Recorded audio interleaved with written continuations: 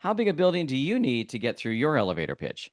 Unless it's a skyscraper, you're probably okay because we don't need to take the term elevator pitch literally. What it really means is a short, concise, and memorable way to introduce what you do to someone else. In this video, I'm going to talk about the one main goal a killer elevator pitch has and the four ingredients that make it so good. At the very end, I will share the formula that I use to give my clients killer elevator pitches so you can create your own. Let's get started.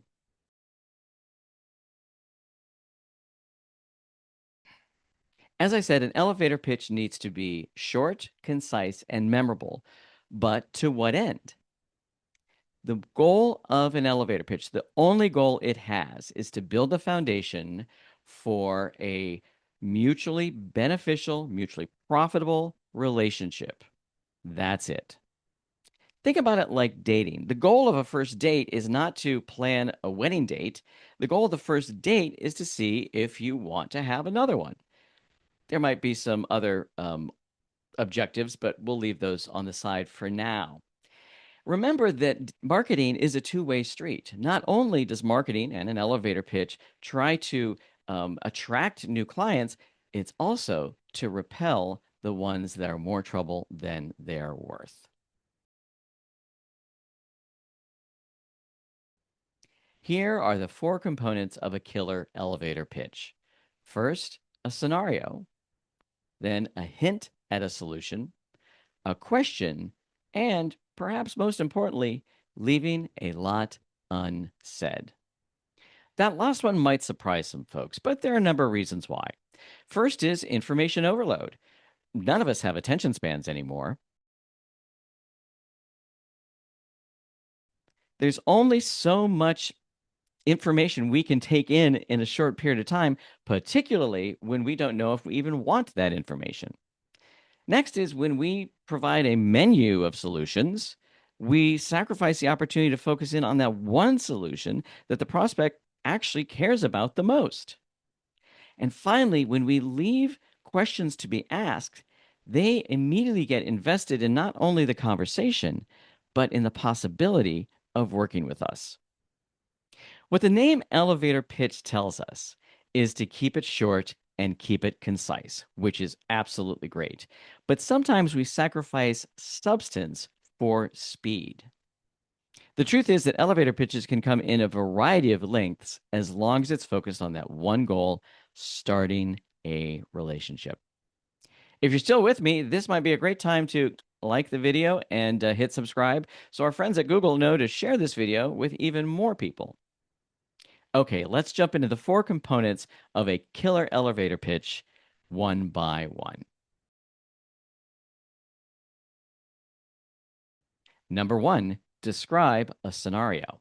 It might seem odd to waste a floor or two talking about something else other than yourself when you only have so much time. But when you set up a scenario, you do two things. First of all, you are showing, not telling them, that you understand their world, that you understand their business. And second of all, it dials down that sales pitch vibe, which nobody likes because nobody wants to be sold to. We're all comfortable buying from someone, but we don't want to be sold to. We don't want to be sold to by someone. We also don't want to be sold to someone, but anyway, grammar. Okay. The second component is hinting at the solution. Hinting, not telling it all. As I said in another video, everyone's answering the wrong question about their business. When someone asks you what you do, you should answer the question, what's in it for them? Far too often, we jump right into the details of how it gets done because that's what really makes it interesting. We want to make certain we leave enough to bring them back into the conversation, which leads me to number three, ask a question. Again, it might be odd to ask them a question when you're talking about you, but asking them a question brings them into the conversation. When you engage them in the conversation, they immediately become more invested in the idea of listening to you as well as the idea of working with you. And you demonstrate client centricity. You demonstrate that your clients matter to you. The fourth component is insert a feeling, evoke an emotion. As I said in another video, needs versus wants, we have to be very conscious of the need we fulfill for our clients, but we also have to consider the wants. How do they want to feel when they're done working with us? My go to example is an accountant. We go to accountants to have our taxes filed, but we also want to feel confident we're not going to get audited. And if we do, someone has our back.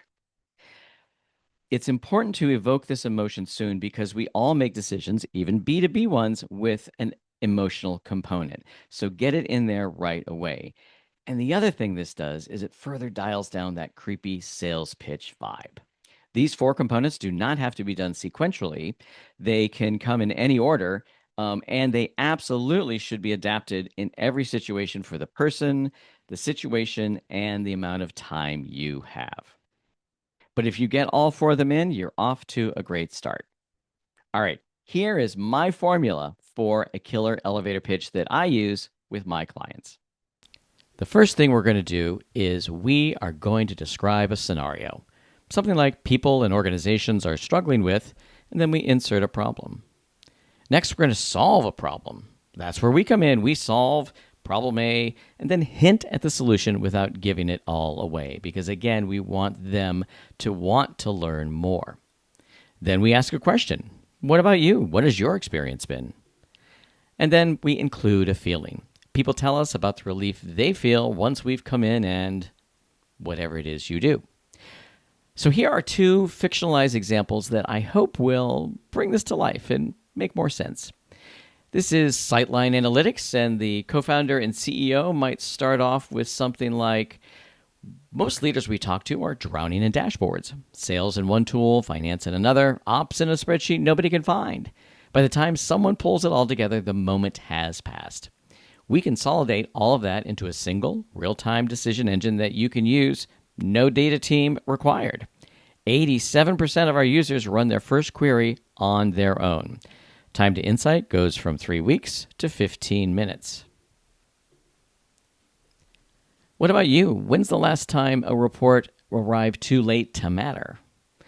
What we hear most after we've come in is just relief. One CFO put it simply, someone finally turned on the lights.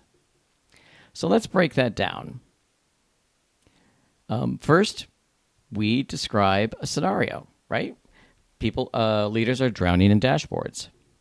Next, we solve a problem. Time to insight goes from 3 weeks to 15 minutes. We ask a question and we insert a feeling. Now, I know a lot of folks that watch this channel are consultants, so here's an example that might work for a consultant. Have you ever seen a veteran struggle to fit into civilian life? I have, a lot. I come from a military family, and I've seen firsthand how my father, his brother, and my cousins all fought to find a purpose once their service to our country has ended. Having worked at Fortune 500 companies, I have also seen how they suffer from a lack of leadership, diversity, and dedication. At my firm, we think long and hard about these challenges. We've seen one common denominator in all these scenarios. Hiring managers are mystified by military life, and ex-soldiers are mystified by corporate life. That's why we created the tools, education, and technology to demystify it all. Where could veterans bring value to your business? They answer, all right, that sounds right. We have clients similar to you who have done the same and are thrilled with the results. Let's break that one down. First, we ask a question. Next, we describe the scenario.